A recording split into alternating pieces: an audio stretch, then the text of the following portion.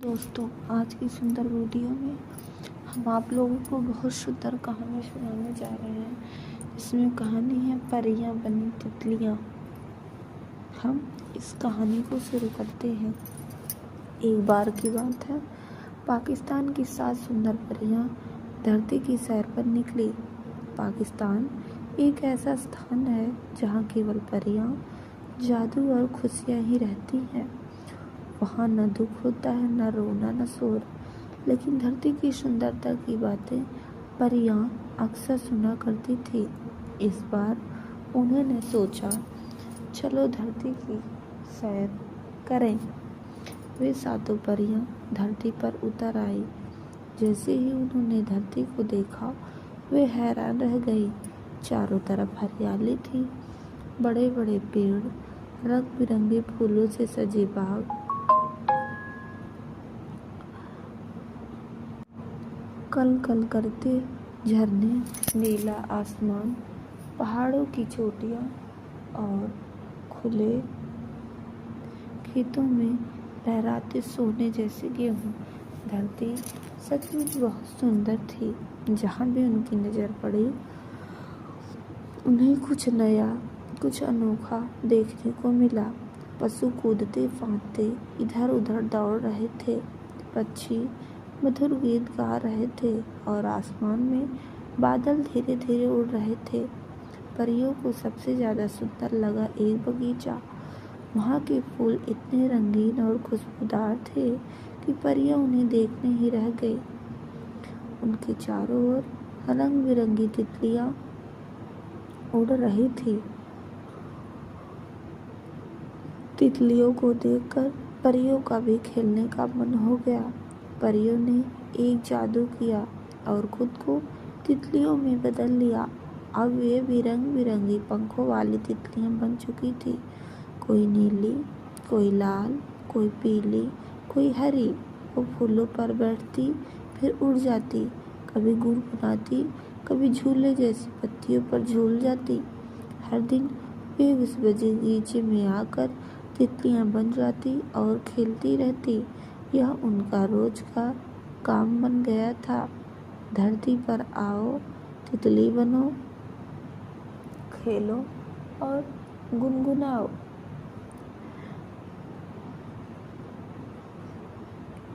एक दिन की बात है, बगीचे में एक छोटा सा बच्चा आया जिसका नाम हरजोत था। वो बहुत प्यारा और जिज्ञासु बच्चा था। वह फूलों के बीच खेल रहा था। तभी उसकी नज़र एक खास तितली पर पड़ी। वह वही तितली थी जो असल में परी थी, सबसे सुंदर, सबसे चमकीली पंखों वाली। हरजोत ने बिना सोचे समझे झट से उसे पकड़ लिया। तितली परी को बहुत डर लगा। वह सोचने लगी, अगर हरजोत ने मुझे नहीं छोड़ा तो मैं परियों के देश में कैसे लौट पाऊंगी। पर वो कुछ कह नहीं सकती थी। वो तो अभी तितली के रूप में थी। लेकिन हरजोत को ऐसा लगा जैसे तितली कुछ कह रही थी, जैसे उसकी आंखों में एक खास बात हो। उसने तितली को ध्यान से देखा और बोला, जा तितली, उड़ जा, तुम्हें आज़ाद रहना चाहिए। जैसे ही उसने तितली को छोड़ा, तितली फौरन उड़ गई। पर थोड़ी देर बाद उसने हवा में एक चमकदार गोला बनाया जो धीरे धीरे आसमान में गायब हो गया। उसी रात हरजोत को एक ही बहुत सुंदर सपना आया। उसके सपने वही तितली आई, लेकिन वह तितली नहीं, एक परी बन चुकी थी। उसके लंबे बाल, चमकदार पंख और मुस्कुराता चेहरा देखकर हरजोत बहुत खुश हुआ। परी ने मुस्कुरा कर कहा, हरजोत, तुमने मुझे आज़ाद किया, इसलिए मैं तुम्हें एक खास तोहफा देने आई हूँ। पलक झपकते ही परी ने अपने जादू से हरजोत को हवा में उड़ाया और वे दोनों एक चमकदार रास्ते पर उड़ते हुए परी की दुनिया परिस्तान पहुंच गए। वहाँ सब कुछ चमक रहा था। रंग बिरंगे फूल, झीलों का मीठा पानी और चारों ओर उड़ती परियां। परी ने हरजोत को वहाँ के फल खाने को दिए, जैसे मीठे आम रस भरे अनानास और जादुई सेब, जिनका स्वाद उसने पहले कभी न चखा था। फिर परी ने एक प्याले में दूध दिया जो बिल्कुल सफ़ेद और झिलमिलाता था। हरजोत ने जैसे ही एक घूंट पिया, उसे लगा जैसे वह उड़ने लगा। वो दूध सचमुच अमृत जैसा था। हरजोत वह बहुत देर तक खेला, नाचा गाया और परियों से दोस्ती की। फिर परी ने कहा, अब तुम्हें वापस जाना होगा, लेकिन याद रखना, जब भी तुम किसी को आज़ाद करोगे, किसी की मदद करोगे, हम परियां तुम्हारे साथ होंगे। हरजोत की आँख खुली तो वह अपने बिस्तर पर था। उसे लगा जैसे वो सपना था, लेकिन तभी उसके तकिए के पास एक चमकदार पंख रखा हुआ था। वही पंख था जो परी की तितली के रूप में था। हरजोत समझ गया वह सपना नहीं था, वह सच था, और अब से वह हमेशा जानवरों, पक्षियों और तितलियों की रक्षा करेगा। उस दिन के बाद हरजोत बगीचे में रोज जाता, लेकिन तितलियों को नहीं पकड़ता। उन्हें देखता, उनके साथ गुनगुनाता और मुस्कुराता, क्योंकि वह जान गया हर तितली में एक परी हो सकती है। इससे यही सीख मिलता है कि दूसरों को आज़ादी देना सबसे बड़ा उपहार होता है। दया और करुणा से हमें असली जादू का अनुभव होता है। दूसरी कहानी है हमारी सोने की चिड़िया। बहुत पुराने ज़माने की बात है। एक राजा था, उसके महल में एक बहुत सुंदर बाग था। बाग में तरह तरह के फूल के पौधे और अनेक प्रकार के मीठे फलों के पेड़ थे। लेकिन इस बाग में सबसे आश्चर्यजनक चीज़ थी, एक सेब का पेड़ था जिसमें सोने के सेब लगते थे। राजा ने इस पेड़ की देखभाल का खास इंतजाम कर रखा था। जब इसके फल पकते तो वे चौकीदार रात दिन पेड़ का पहरा दिया करते, ताकि कोई सोने का सेब चुरा कर ना ले जाए। लेकिन एक दिन की बात है कि बाग के माली ने जब सोने के सेबों को गिना, उसमें से एक सेब गायब था। उसने दौड़कर राजा को खबर दी। राजा फौरन बाग में पहुंचा। उसे यह देखकर बड़ा आश्चर्य हुआ कि देखभाल का इतना पक्का इंतजाम होने पर भी एक सेब किसी ने चुरा लिया। उसने ऐलान किया, कोई सेब को चुराने वाले चोर का पता देगा, उसे इनाम दिया जाएगा। सबसे बड़े राजकुमार ने राजा से कहा, रात में वह पहरा देगा और चोर को पकड़ने की कोशिश करेगा। राजा ने उसको इसकी इजाज़त दे दी। बड़ा राजकुमार रात में पहरा देने लगा, लेकिन 2 घंटे बाद ही उसे नींद आ गई और वह सो गया। सुबह उठकर जब उसने सेबों को गिना तो वह चकित रह गया कि रात भर में एक और सेब गायब हो गया। इसके बाद दूसरी रात को मझले राजकुमार ने पहरा देने का इंतजाम संभाला। फिर भी वह से भी नींद आ गई और तीसरी बार सेब चोरी हो गया। राजा बहुत चिंतित था। दरबारियों की भी समझ में नहीं आ रहा था कि क्या किया जाए। सब लोग उदास बैठे थे कि इतने में सबसे छोटा राजकुमार आया। उसने कहा, आज की रात मैं पहरा दूंगा और चोर को पकड़ूंगा। राजा इस राजकुमार से खुश नहीं रहता था। वह उसे मूर्ख भी मानता था। उसने उसे डांटते हुए कहा, तुम क्या समझते हो? क्या तुम्हें इसमें सफलता मिलेगी? तुमसे बड़े और तुमसे ज़्यादा समझदार दोनों राजकुमार इस काम में असफल हो चुके हैं।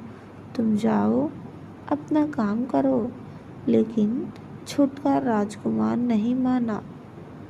उसने राजा से प्रार्थना की कि उसे एक मौका जरूर दिया जाए। अंत में राजा राजी हो गया। राजकुमार रात में पहरा देने लगा। उसने तय किया वह किसी भी हालत में नहीं सोएगा और चोर को जरूर पकड़ेगा। जब आधी रात हुई और 12 बजे का आखिरी घंटा बजा तो राजकुमार ने देखा एक सुंदर सोने की चिड़िया कहीं से उड़ती हुई आई और सेब के पेड़ पर बैठ गई। उसने देखते देखते सोने का एक सेब तोड़कर अपनी चोंच में पकड़ लिया। राजकुमार ने फौरन निशाना साधकर तीर चला दिया, लेकिन तीर चिड़िया को ना लगा और वह पंख फड़फड़ाकर उड़ गई। हाँ, इतना अवश्य हुआ कि उसका एक सुनहरा पंख टूटकर जमीन पर आ गिरा। दूसरे दिन सुबह राजकुमार ने राजा को सारी बात बता दी और वह सोने का पंख उसके सामने रख दिया। पंख इतना सुंदर और इतना कीमती था, राजा उसे देखता ही रह गया। उसने कहा, अगर उस चिड़िया का एक पंख इतना सुंदर है तो वह पूरी चिड़िया कितनी सुंदर होगी। मैं चाहता हूँ कि उस चिड़िया को कोई पकड़ लाए। सबसे पहले बड़ा राजकुमार इस काम के लिए रवाना हुआ। चलते चलते वह एक जंगल में पहुँचा। वहाँ उसने एक लोमड़ी को एक पेड़ के नीचे आराम करते देखा। राजकुमार ने मौका देकर तीर अपने धनुष पर चढ़ा दिया। वह तीर छोड़ने ही जा रहा था, लोमड़ी ने चिल्लाकर कहा, राजकुमार, मुझे मत मारो। मुझे पता है तुम सोने की चिड़िया की खोज में निकले हो। तुम मेरी राय मानो तो तुम्हारा यहाँ से जाना ठीक होगा। तुम्हारा काम जल्दी ही पूरा हो जाएगा। तुम इसी रास्ते से सीधे चले जाओ। शाम होने पर तुम एक गांव में पहुंचोगे। वहां तुम्हें आमने सामने 2 सराय मिलेंगी। एक सराय खूब सजी सजाई और सुंदर होगी, लेकिन तुम उसमें मत ठहरना। तुम उसके सामने वाली दूसरी सराय में ठहरना, जो बहुत मामूली और देखने में भद्दी सी होगी। ऐसा करने पर तुम्हारा काम आसानी से पूर्ण हो जाएगा। लोमड़ी की बात सुनकर राजकुमार को हंसी आ गई। उसने डांट कर कहा, भाग जा यहाँ से, मुझे तुम्हारी सलाह की ज़रूरत नहीं है। यह कहकर उसने तीर छोड़ दिया, लेकिन लोमड़ी बहुत चालाक थी। वह बचकर निकल भागी। राजकुमार आगे चलता गया। शाम को जब वह गांव में पहुंचा तो उसने देखा कि वहां सड़क के किनारे सचमुच 2 सराय थी।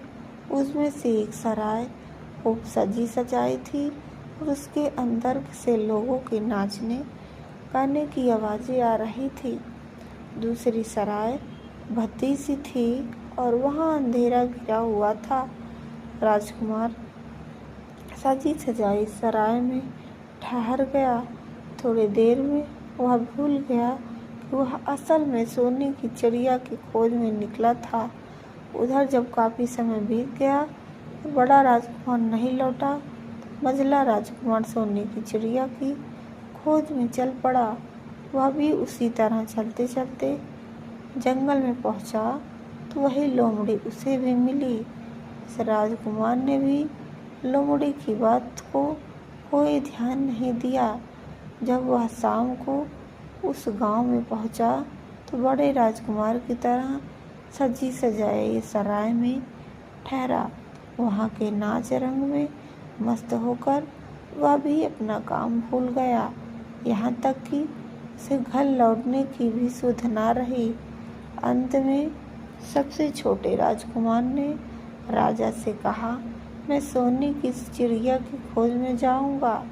राजा को विश्वास था जब उससे बड़े दोनों राजकुमार इस काम में सफल नहीं हुए तो उसे और भी सफलता नहीं मिलेगी। लेकिन उसके जिद करने पर राजा ने उसे इजाज़त दे दी। छोटा राजकुमार तैयार होकर सोने की चिड़िया में खोज में निकला। जंगल में उसे भी लोमड़ी मिली। राजकुमार ने लोमड़ी को बात को ध्यान से सुना और लोमड़ी से कहा, ठीक है, तुम जैसे कह रही हो मैं वैसा ही करूँगा। अब तुम जाओ, मैं तुम्हें नहीं मारूँगा। इस पर लोमड़ी खुश होकर बोली, तुम सबसे अच्छे लड़के मालूम होते हो। तुमने मेरी बात का मजाक नहीं उड़ाया और मुझ पर तीर नहीं चलाया। मैं तुमसे खुश हूँ और तुम्हारी मदद करूँगी। आओ तुम मेरी पूँछ पर बैठ जाओ, मैं तुम्हें उस सराय तक पहुँचा देती हूँ। देखते देखते लोमड़ी की पूँछ काफ़ी बड़ी हो गई। राजकुमार उस पर बैठ गया। उसके बैठते ही लोमड़ी हवा में उड़ने लगी। थोड़ी ही देर में मैदानों और पहाड़ों को पार कर उसी गांव में जा पहुंची। राजकुमार ने उसकी सलाह को मानकर छोटी और पुरानी सराय में डेरा डाल दिया। वह दूसरी सजी सजाए सराय से दूर रहा। दूसरे दिन सुबह उठकर जब वह आगे बढ़ा तो कुछ दूर चलने पर उसे वह लोमड़ी फिर से रास्ते में मिल गई। लोमड़ी ने उससे कहा, अब मैं तुम्हें बताती हूँ कि तुम्हें आगे क्या करना चाहिए। तुम सीधे चलो। आगे चलने पर तुम्हें एक बहुत बड़ा किला मिलेगा जिस पर सिपाही लोग पहरा दे रहे होंगे। तुम सिपाहियों से डरना मत और सीधे अंदर चले जाना, क्योंकि वे इस समय सो रहे होंगे। तुम बेधड़क होकर किले में घुसते चले जाना और उनके कमरों को पार करते हुए उस जगह पहुंच जाना जहां लकड़ी की एक मामूली से पिंजरे में सोने की चिड़िया बंद है। तुम चिड़िया को पिंजरे सहित उठाकर किले से बाहर ले आना। लेकिन एक बात याद रखना, चिड़िया के पिंजरे के पास ही एक बहुत सुंदर सा सोने का पिंजरा भी रखा होगा। तुम भूल कर भी चिड़िया को उस पिंजरे में मत रखना, मगर तुम उसे लकड़ी के पिंजरे में से निकाल कर सोने के पिंजरे में रखने की कोशिश करोगे तो बाद में पछताओगे। कहकर लोमड़ी ने राजकुमार को फिर से अपनी पूँछ पर बिठाया और थोड़ी ही देर में उसको किले के पास पहुंचा दिया। राजकुमार ने किले के पास जाकर देखा कि सचमुच उसके पहरेदार सो रहे थे। वह बिना डरे सीधे महल में घुस गया। थोड़ी ही देर बाद वह उस कमरे में जा पहुंचा जहां सोने की चिड़िया एक पिंजरे में बैठी हुई थी। पिंजरे के पास ही सोने के 3 सेब पड़े थे। इन सेबों को देखकर राजकुमार ने फौरन पहचान लिया कि ये सेब उसके पिता के बाग के थे। सोने की चिड़िया इतनी सुंदर थी, राजकुमार उसको देखता रह गया। वह उसको उठाकर लाने वाला था। उसकी नज़र पास पड़े एक सुंदर से पिंजरे पर पड़ी। वह पिंजरा बहुत सुंदर था और उसमें तरह तरह के कीमती पत्थर जड़े थे। सोने की चिड़िया के लिए वह पिंजरा ठीक मालूम पड़ता था। राजकुमार लोमड़ी की बात को भूल गया और उसने सोने की चिड़िया को लकड़ी के पिंजरे से निकालकर सोने के पिंजरे में बंद कर दिया। लेकिन नए पिंजरे में आते ही चिड़िया ने खूब जोर जोर से शोर मचाना शुरू किया। राजकुमार पिंजरे को उठाकर कमरे से बाहर भी नहीं निकल पाया था कि बहुत से सिपाही कमरे में घुस आए और उन्होंने राजकुमार को पकड़ लिया। अब राजकुमार को अपनी भूल का पता चला। उसे याद आया लोमड़ी ने उससे कहा था, लेकिन अब क्या हो सकता है। सिपाही उसे खींचते हुए राजा के दरबार में ले गए। राजा के पूछने पर राजकुमार ने सारी बात कह सुनाई। राजा बोला, तुम मेरे महल में चोरी करने के लिए घुसे थे। मैं तुमको माफ नहीं कर सकता। तुम्हें फांसी की सजा दी जाएगी, लेकिन मैं तुमसे एक मौका देता हूँ। अगर तुम मेरे लिए सोने का घोड़ा ला दो तो मैं ना सिर्फ तुम्हें छोड़ दूंगा, बल्कि सोने की चिड़िया भी तुमको दे दूंगा। राजकुमार को अपनी जान बचाने के लिए राजा की शर्त माननी पड़ी। अब वह सोने के घोड़े की तलाश में निकला।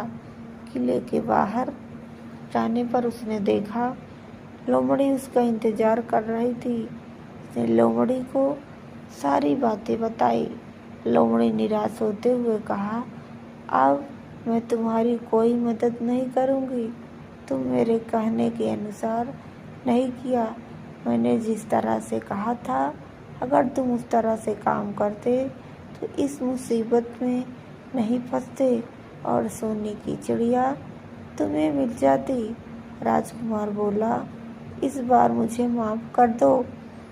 मुझसे गलती हो गई। मेरा काम तुम्हारी सहायता के बिना नहीं चलेगा। मुझे राजा ने सोने का घोड़ा लाने के लिए कहा है, वरना वह मुझे फांसी पर चढ़ा देगा। लोमड़ी ने कहा, खैर मैं तुम्हें माफ़ करती हूँ। अब तुम ऐसा करो कि मेरी पूँछ पर बैठकर सीधे चले चलो। कुछ दूर जाने पर तुम्हें एक दूसरा किला मिलेगा। उसी किले के घुड़सवार में तुम्हें सोने का बंधा घोड़ा मिलेगा। महल के नौकर चाकर सब सो रहे होंगे। तुम चुपचाप जाना, घोड़े को खोल लेना, लेकिन एक बात याद रखना, वहाँ घोड़े के पास ही घोड़े पर कसने के लिए 2 जीनें रखी होंगी। उसमें से एक पुरानी चमड़े की जीन होगी, दूसरे सोने की जीन होगी। सोने की जीन को छूना मत और उस घोड़े पर पुरानी चमड़े की जीन को कसकर सवार हो जाना और उसे दौड़ाते हुए किले से बाहर चले आना। राजकुमार ने वादा किया, ठीक ठीक वैसा ही करेगा। लोमड़ी ने उसको अपनी पूँछ पर बैठाया। कुछ ही देर में वह उसे ले किले के पास जा पहुंची।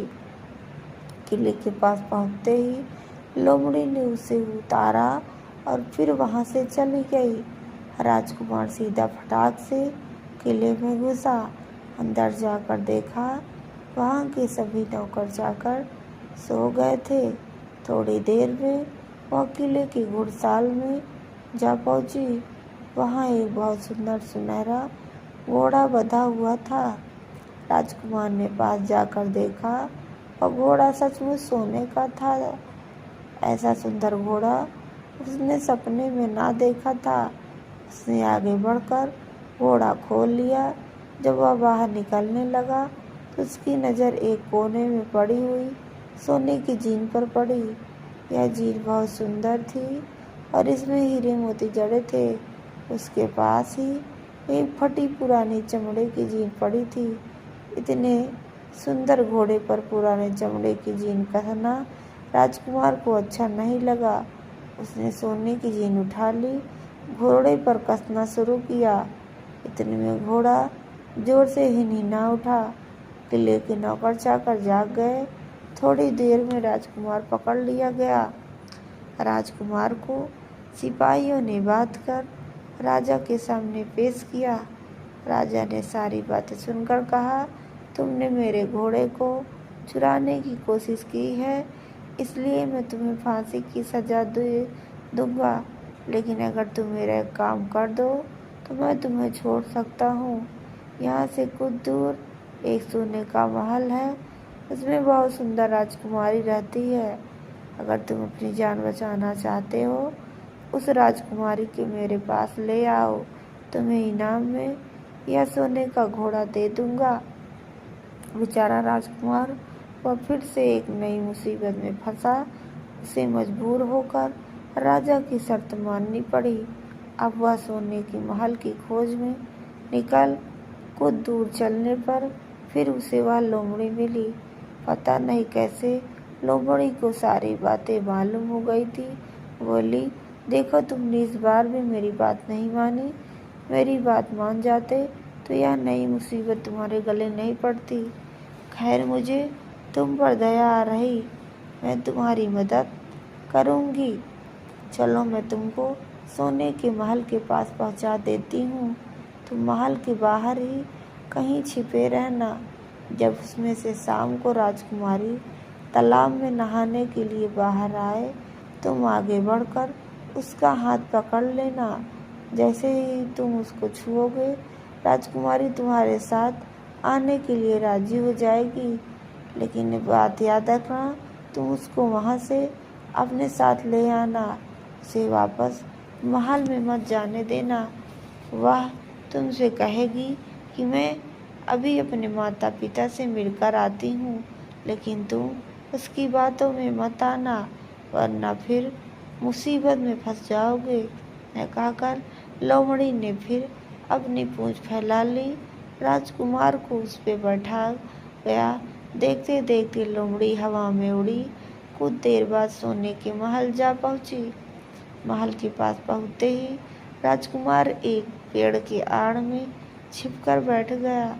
शाम को जब राजकुमारी नहाने के लिए किले से बाहर आई तो राजकुमार ने हिम्मत करके आगे बढ़कर उसका हाथ पकड़ लिया। उसके छूते ही राजकुमारी उसके साथ चलने को तैयार हो गई।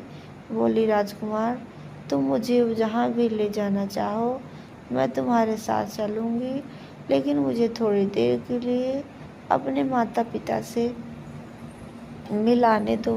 राजकुमार ने कहा, नहीं, यह नहीं होगा, तुम्हें तुरंत मेरे साथ चलना पड़ेगा। लेकिन राजकुमारी रोने लगी। इतनी सुंदर राजकुमारी को रोता देखकर राजकुमार का मन पिघल गया।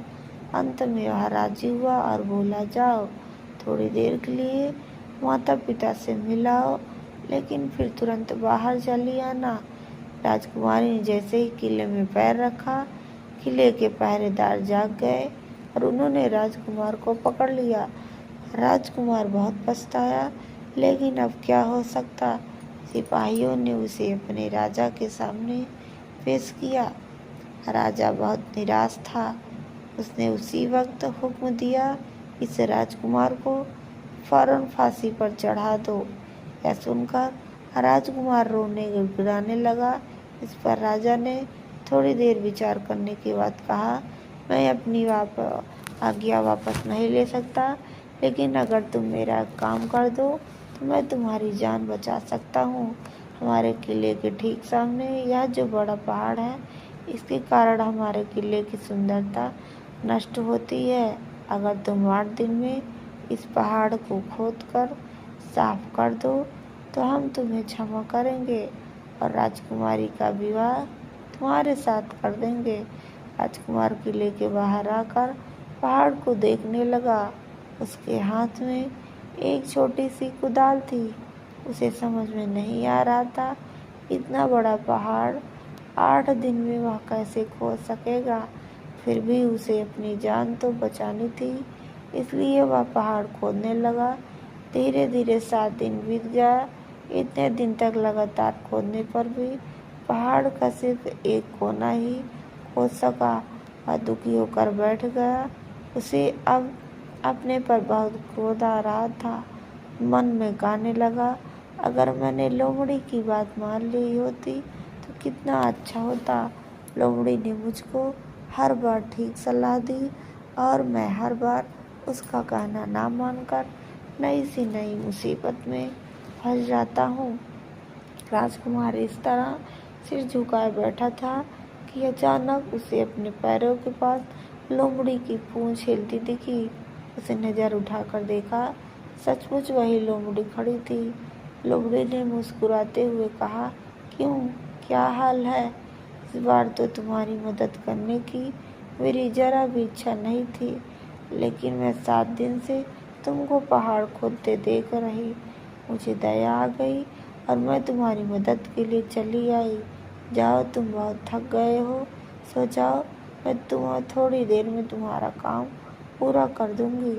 इस बार राजकुमार ने तय कर लिया था कि वह लोमड़ी जिस तरह कहेगी वह उसी तरह करेगा और चुपचाप उठकर एक तरफ सोने चला। थोड़ी देर में उसे नींद आई। सुबह जब वह सोकर उठा देखा उसे अपनी आंखों पर विश्वास नहीं हुआ। वहाँ कहीं भी पहाड़ का नाम नहीं था और महल का सुंदर दृश्य दिखाई दे रहा था। राजकुमार सीधा राजगा के पास पहुंचा। राजा उसके काम पर खुश था। उसने तुरंत अपने वादे के अनुसार राजकुमारी के साथ उसका विवाह कर दिया।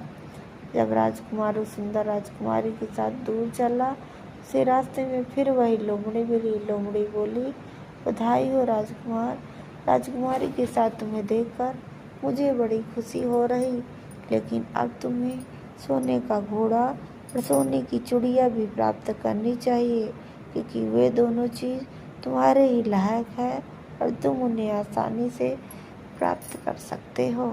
राजकुमार बोला, लेकिन भला मुझे सोने का घोड़ा, सोने की चिड़िया कैसे मिल सकती है? मैं तो इस राजकुमारी को भी उस राजा के लिए ले जा रहा हूँ। लोमड़ी ने कहा, नहीं, तुम ऐसा काम कभी मत करना। इस राजकुमारी के साथ तुम्हारा विवाह हुआ है और यह अब तुम्हारी है। अगर तुम मेरे कहने के अनुसार काम करो तुम्हें सोने का घोड़ा और सोने की चिड़िया मिल सकती है।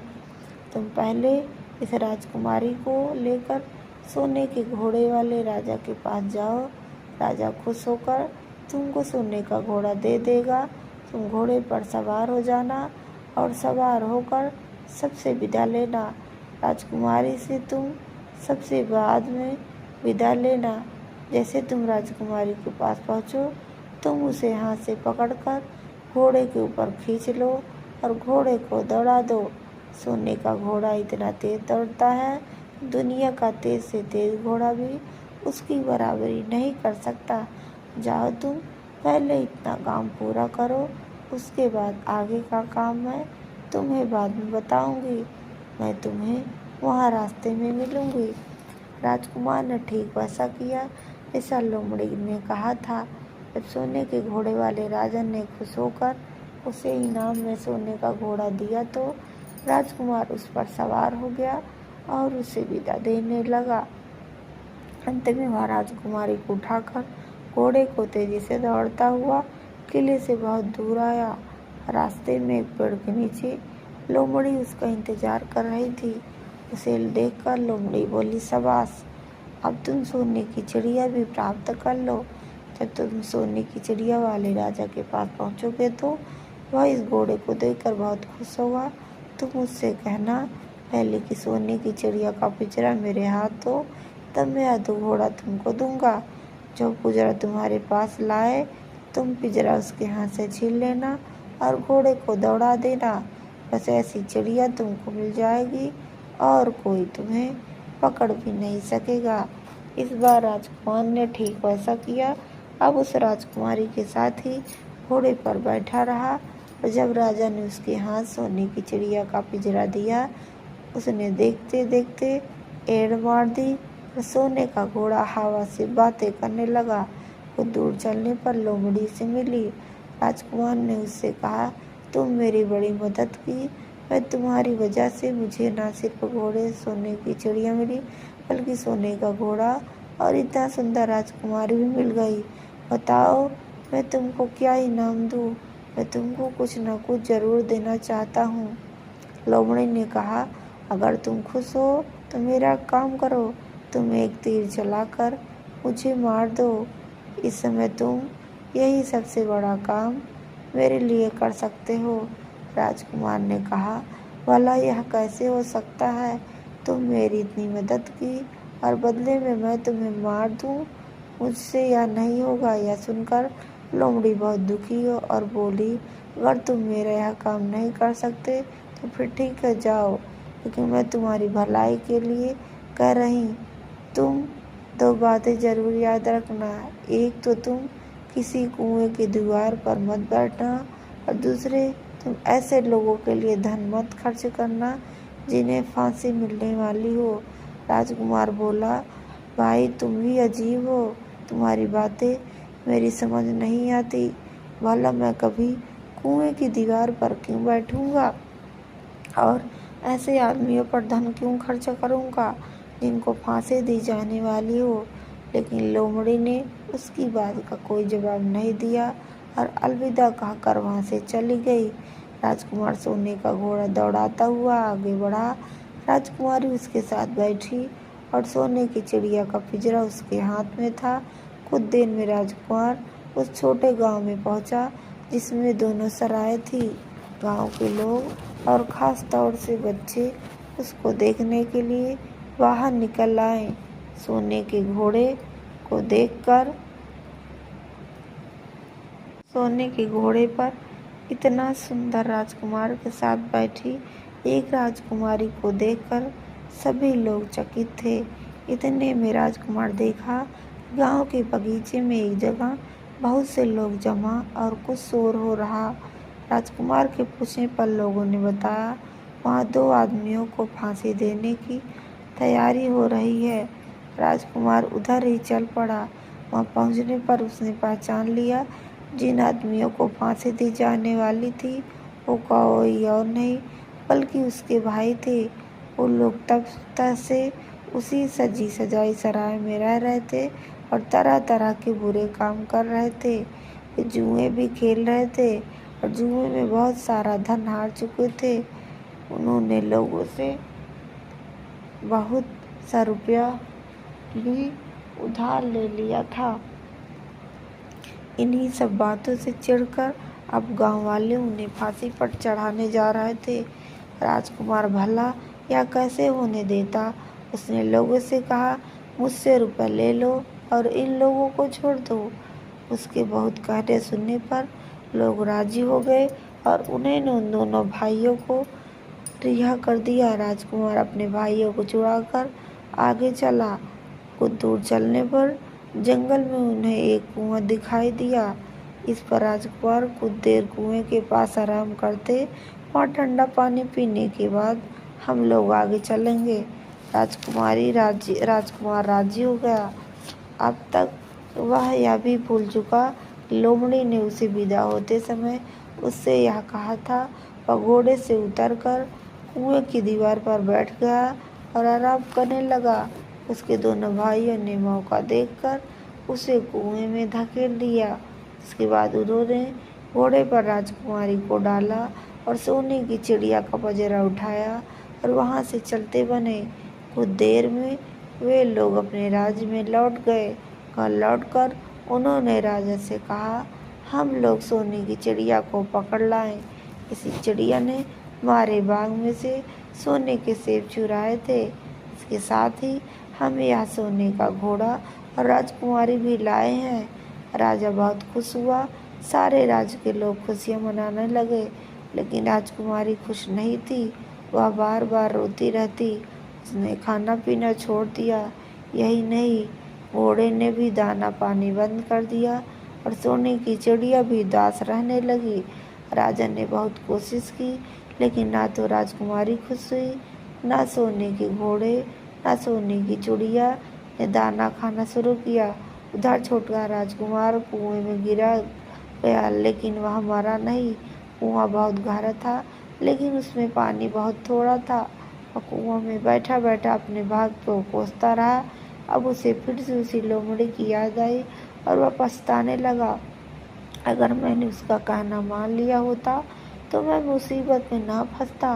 राजकुमार ने जैसे लोमड़ी को याद किया लोमड़ी ना मालूम कैसे कुएं के मुंह पर आ पहुंची और बोली देखो राजकुमार मैंने पहले ही तुम्हें समझाया था कि किसी कुएं की दीवार पर मत बैठना और ऐसी आदमियों की मदद मत करना जिन्हें फांसी दी जाने वाली हो, लेकिन तुम नहीं माने। खैर चलो अब आखिरी बार मैं फिर तुम्हारी मदद की देती हूँ। लो मेरी पूंछ पकड़कर कुएं से बाहर निकल आओ। कहकर लोमड़ी ने अपनी पूंछ कुएं में लटका दी। देखते देखते पूंछ इतनी लंबी हो गई कि कुएं के पेदे से बाड़े राजकुमार के पास जा तक पहुंची। राजकुमार उसे पकड़कर कुएं से बाहर निकल आया। लोमड़ी ने उससे कहा जाओ अब तुम अपने घर जाओ। लेकिन जरा होशियारी रखना, तुम्हारे भाई तुम्हारी जान के दुश्मन है, वो लोग तुमको ढूंढ रहे होंगे। राजकुमार घर की ओर चल पड़ा। अपने राज में पहुंचने पर उसे एक भिखारी मिला। भिखारी को उसने अपने सुंदर कपड़े दान में दिए और उनके भद्दे पुराने कपड़े पहन लिए। इस तरह भेष बदल कर वह अपने किले में पहुंचा। वहां उसके पहुंचने पर एक बड़ी आश्चर्यजनक बात हुई। सोने का घोड़ा खुशी से हिनहिनाने लगा, दाना खाने लगा। सोने की चिड़िया भी अपने पिंजरे में खुशी से खुदकने लगी और गाना गाने लगी। राजकुमारी ने अपने आँखें पोंछ डाले, वह भी खुश दिखाई देने लगी। लेकिन राजा की समझ कुछ नहीं आया। उसने राजकुमारी से इसका कारण पूछा तो वह बोली, मैंने तो पहले ही आपको सारी कहानी बता दी थी। आपके बड़े और मंझले राजकुमार ने छोटे राजकुमार के साथ धोखा किया, जिन्होंने आपको धोखा दिया है। लेकिन अब आपका छोटा राजकुमार यहाँ पर आ पहुँचा, इसलिए मुझे बहुत खुशी हो रही है। उसी के साथ मेरी शादी हुई और अब मैं उसके साथ सुखी रह सकती हूँ। फिर उसने मेल कुचैल कपड़े पहने एक आदमी की ओर इशारा करते हुए कहा, वह रहा आपका छोटा राजकुमार। राजा ने अपने लड़के को पहचान लिया। अब राजा ने छोटे बेटे के बारे में विचार बदल दिया। अब वह उसको बहुत समझदार, बहादुर मानने लगा, उससे बहुत अधिक प्यार करने लगा। उसने उसको राजगद्दी पर बिठाने का निश्चय किया। बड़े और मंझले राजकुमार अपने छोटे भाई को धोखा नहीं दिया, बल्कि राजा को भी धोखा दिया। इसे राजा उससे बहुत नाराज था। उसने उन दोनों को अपने राज्य से निकलवा दिया। इसके बाद बड़ी धूमधाम के साथ राजकुमारी के साथ राजा कुमार का विवाह हुआ। दोनों सुख से रहने लगे। लेकिन राजकुमार उस लोमड़ी को नहीं भूला था जिसने उसकी सहायता की। एक दिन समय निकालकर वह जंगल में उस लोमड़ी की खोज निकला। बहुत ढूंढने के बाद एक पेड़ के खोखले भाग में उसने उस लोमड़ी को चुपचाप बैठा देखा। लोमड़ी बहुत उदास थी, पहले से बहुत ज़्यादा दुबली हो गई। राजकुमार को देखते लोमड़ी ने उसे पहचान लिया और कहा, आह, कहो राजकुमार, आज इधर कैसे भूल पड़े। राजकुमार ने कहा, मैं आज तुम्हें ही ढूंढने के लिए आया हूँ। चलो मेरे बाग में आराम से रहना, वहाँ तुम्हें किसी तरह की तकलीफ नहीं होगी। यहाँ तो जंगल में तुम्हें खाने पीने की तकलीफ होती है और जंगली जानवर और शिकारियों का डर बना रहता है। लोमड़ी ने कहा, नहीं राजकुमार, मैं यहाँ ठीक हूँ और भला तुम मेरे दुख से क्या लेना देना। तुम्हारा काम निकल गया, अब तुम सुख से अपने राज में रहो। राजकुमार बोला, नहीं, तुमने मेरा बड़ा उपकार किया। मैं तुम्हें इनाम देना चाहता हूँ और अपने साथ रखना चाहता हूँ। राजकुमार भी बहुत खुश होगी, वह भी तुमसे मिलना चाहती है। लोमड़ी बोली, अगर तुम सचमुच मुझे इनाम देना चाहते हो, मेरा काम कर दो। मैंने तुमसे पहले भी कहा, तुम तीर चलाकर मुझे मार दो, इससे मेरा लाभ होगा। असल में एक जादूगर ने मुझ पर जादू कर रखा है। मैं लोमड़ी नहीं हूँ, मुझे उसके जादू के प्रभाव से लोमड़ी के रूप में रहना पड़ रहा है। मैं तो उसी देश का राजकुमार हूँ जहाँ की राजकुमारी से तुम्हारा विवाह हुआ है। असल में वह राजकुमारी मेरी छोटी बहन है। अगर तुम तीर चलाकर मुझे मार दोगे तो इस जादू से मुझे मुक्ति मिल जाएगी और मैं फिर से अपने देश लौट सकूंगा। राजकुमार को यह सुनकर बड़ा आश्चर्य हुआ। उसने फौरन अपने धनुष पर तीर चढ़ाया, लोमड़ी की ओर छोड़ दिया। तीर लगते ही लोमड़ी मर गई और उसमें से एक सुंदर सा राजकुमार निकल आया। फिर दोनों राजकुमार आपस में गले मिले। इसके बाद दोनों राजकुमार वापस महल में लौट आए। वहाँ राजकुमारी अपने भाई से मिलकर बहुत खुश हुई। इस प्रकार हमारी यह कथा संपूर्ण होती है। अगर आप लोगों को हमारी यह कथा अच्छी लगी हो तो ज़्यादा से ज़्यादा लाइक एंड सब्सक्राइब ज़रूर करें। थैंक यू, धन्यवाद। दोस्तों, आज की सुंदर वीडियो में हम आप लोगों को बहुत सुंदर कहानी सुनाने जा रहे हैं। इसमें कहानी है परियां बनी तितलियां। हम इस कहानी को शुरू करते हैं। एक बार की बात है, पाकिस्तान की 7 सुंदर परियां धरती की सैर पर निकली। पाकिस्तान एक ऐसा स्थान है जहाँ केवल परियां, जादू और खुशियाँ ही रहती हैं। वहाँ न दुख होता है, न रोना, न शोर, लेकिन धरती की सुंदरता की बातें परियां अक्सर सुना करती थी। इस बार उन्होंने सोचा, चलो धरती की सैर करें। वे 7 परियां धरती पर उतर आई। जैसे ही उन्होंने धरती को देखा, वे हैरान रह गई। चारों तरफ हरियाली थी, बड़े बड़े पेड़, रंग बिरंगे फूलों से सजे बाग, कल कल करते झरने, नीला आसमान, पहाड़ों की चोटियाँ और खुले खेतों में लहराते सोने जैसे गेहूँ। धरती सचमुच बहुत सुंदर थी। जहाँ भी उनकी नज़र पड़ी, उन्हें कुछ नया, कुछ अनोखा देखने को मिला। पशु कूदते फांदते इधर उधर दौड़ रहे थे, पक्षी मधुर गीत गा रहे थे और आसमान में बादल धीरे धीरे उड़ रहे थे। परियों को सबसे ज़्यादा सुंदर लगा एक बगीचा। वहाँ के फूल इतने रंगीन और खुशबूदार थे कि परियां उन्हें देखने ही रह गई। उनके चारों ओर रंग बिरंगी तितलियां उड़ रही थी। तितलियों को देखकर परियों का भी खेलने का मन हो गया। परियों ने एक जादू किया और खुद को तितलियों में बदल लिया। अब वे भी रंग बिरंगी पंखों वाली तितलियां बन चुकी थी। कोई नीली, कोई लाल, कोई पीली, कोई हरी। वो फूलों पर बैठती, फिर उड़ जाती, कभी गुनगुनाती, कभी झूले जैसी पत्तियों पर झूल जाती। हर दिन वे उस बगीचे में आकर तितलियां बन जाती और खेलती रहती। यह उनका रोज का काम बन गया था।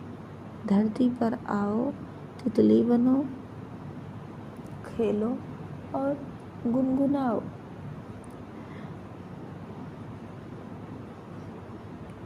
एक दिन की बात है, बगीचे में एक छोटा सा बच्चा आया जिसका नाम हरजोत था। वो बहुत प्यारा और जिज्ञासु बच्चा था। वह फूलों के बीच खेल रहा था। तभी उसकी नज़र एक खास तितली पर पड़ी। वह वही तितली थी जो असल में परी थी, सबसे सुंदर, सबसे चमकीली पंखों वाली। हरजोत ने बिना सोचे समझे झट से उसे पकड़ लिया। तितली परी को बहुत डर लगा। वह सोचने लगी, अगर हरजोत ने मुझे नहीं छोड़ा तो मैं परियों के देश में कैसे लौट पाऊंगी। पर वो कुछ कह नहीं सकती थी। वो तो अभी तितली के रूप में थी, लेकिन हरजोत को ऐसा लगा जैसे तितली कुछ कह रही थी, जैसे उसकी आंखों में एक खास बात हो।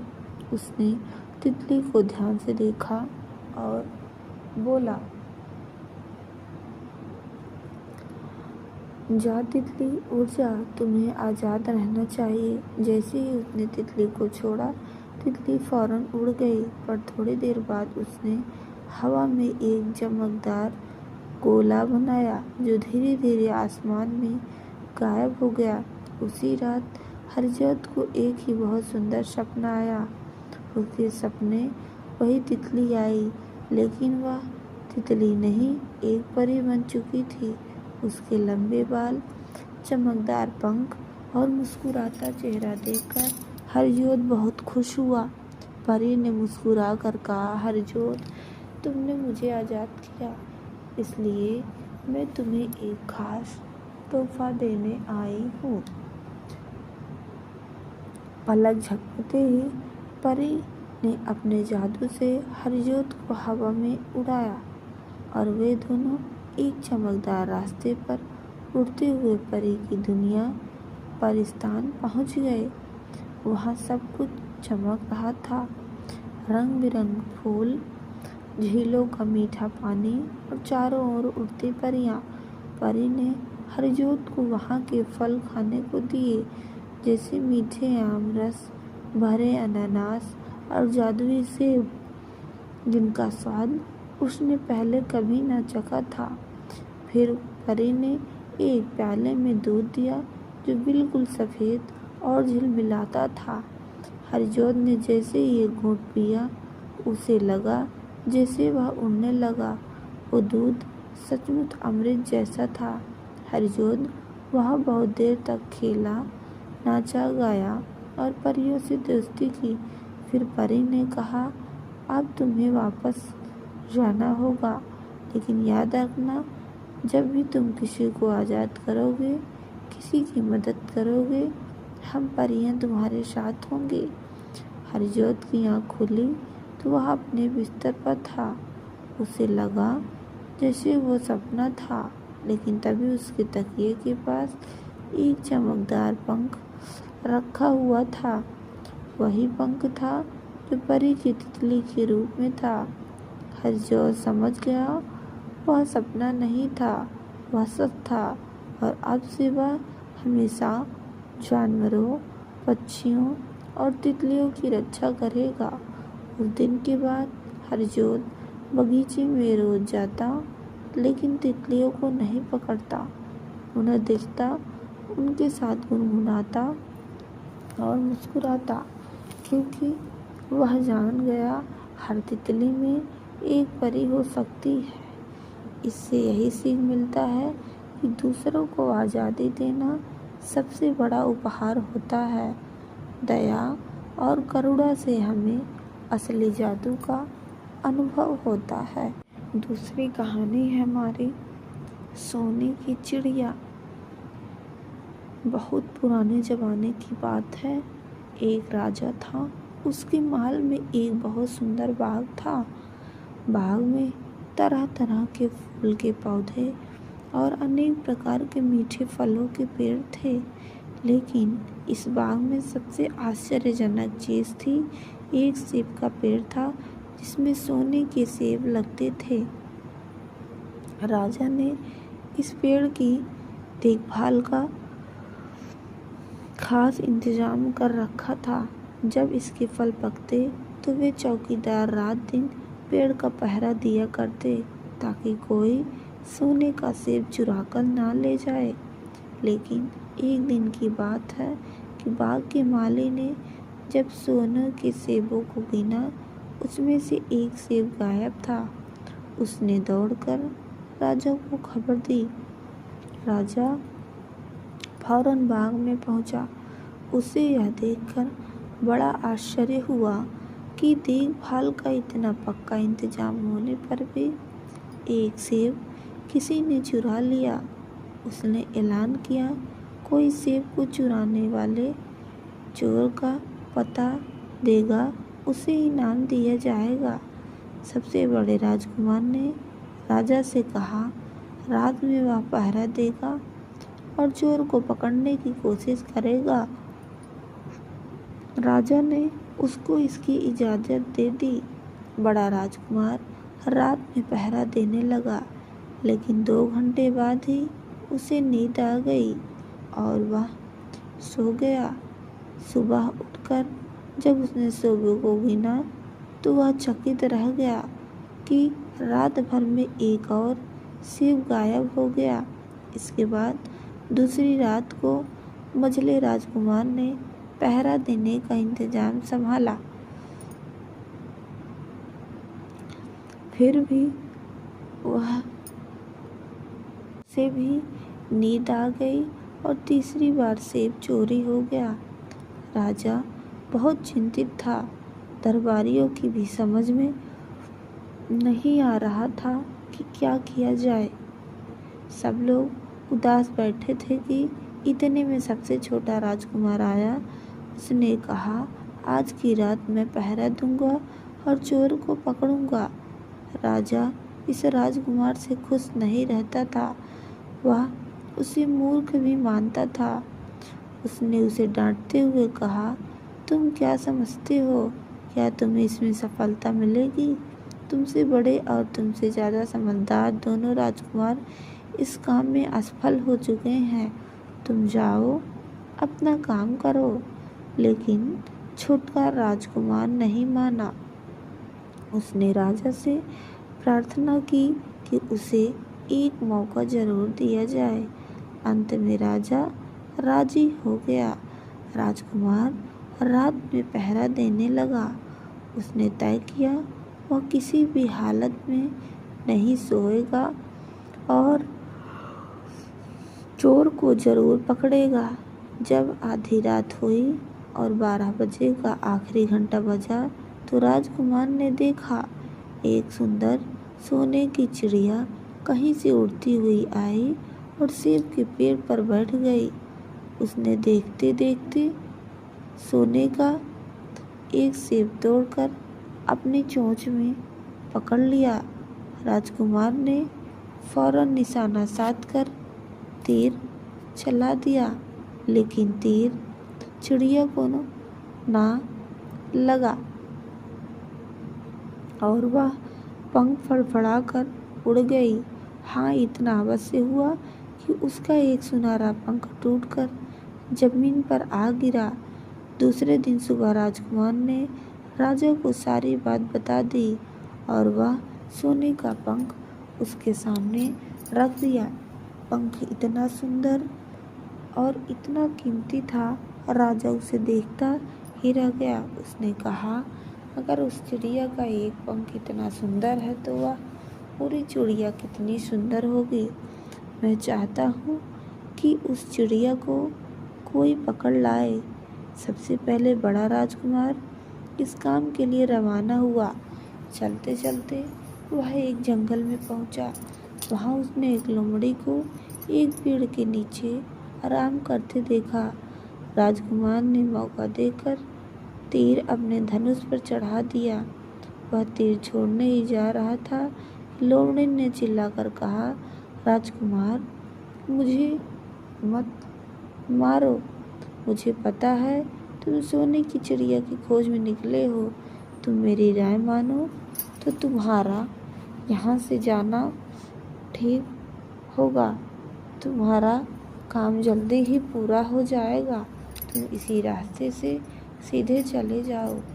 शाम होने पर तुम एक गांव में पहुंचोगे। वहां तुम्हें आमने सामने 2 सराय मिलेंगी। एक सराय खूब सजी सजाई और सुंदर होगी, लेकिन तुम उसमें मत ठहरना। तुम उसके सामने वाली दूसरी सराय में ठहरना, जो बहुत मामूली और देखने में भद्दी सी होगी। ऐसा करने पर तुम्हारा काम आसानी से पूर्ण हो जाएगा। लोमड़ी की बात सुनकर राजकुमार को हंसी आ गई। उसने डांट कर कहा, भाग जा यहाँ से, मुझे तुम्हारी सलाह की ज़रूरत नहीं है। यह कहकर उसने तीर छोड़ दिया, लेकिन लोमड़ी बहुत चालाक थी। वह बचकर निकल भागी। राजकुमार आगे चलता गया।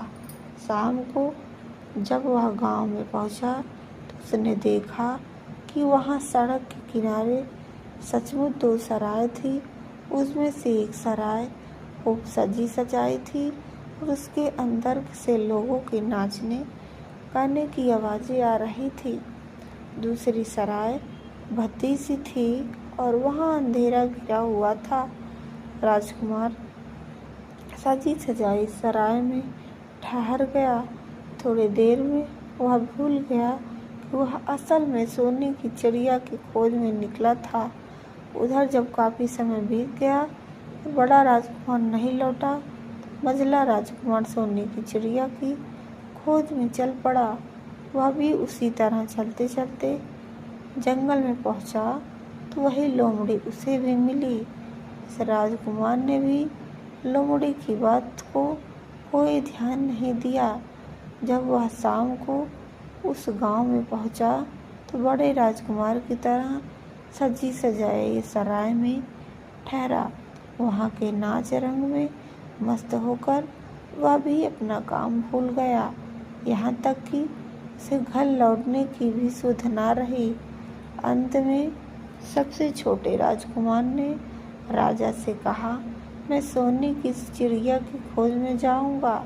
राजा को विश्वास था जब उससे बड़े दोनों राजकुमार इस काम में सफल नहीं हुए तो उसे और भी सफलता नहीं मिलेगी। लेकिन उसके जिद करने पर राजा ने उसे इजाज़त दे दी। छोटा राजकुमार तैयार होकर सोने की चिड़िया में खोज में निकला।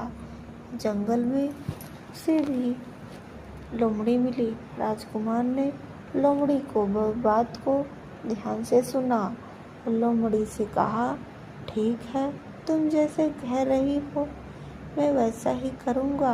अब तुम जाओ, मैं तुम्हें नहीं मारूँगा। इस पर लोमड़ी खुश होकर बोली, तुम सबसे अच्छे लड़के मालूम होते हो। तुमने मेरी बात का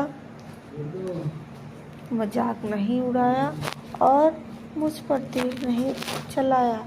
मैं तुमसे खुश हूँ और तुम्हारी मदद करूँगी। आओ तुम मेरी पूँछ पर बैठ जाओ, मैं तुम्हें उस सराय तक पहुँचा देती हूँ। देखते देखते लोमड़ी की पूँछ काफ़ी बड़ी हो गई। राजकुमार उस पर बैठ गया। उसके बैठते ही लोमड़ी हवा में उड़ने लगी। थोड़ी ही देर में मैदानों और पहाड़ों को पार कर उसी गांव में जा पहुंची। राजकुमार ने उसकी सलाह को मानकर छोटी और पुरानी सराय में डेरा डाल दिया। वह दूसरी सजी सजाई सराय से दूर रहा। दूसरे दिन सुबह उठकर जब वह आगे बढ़ा तो कुछ दूर चलने पर उसे वह लोमड़ी फिर से रास्ते में मिल गई। लोमड़ी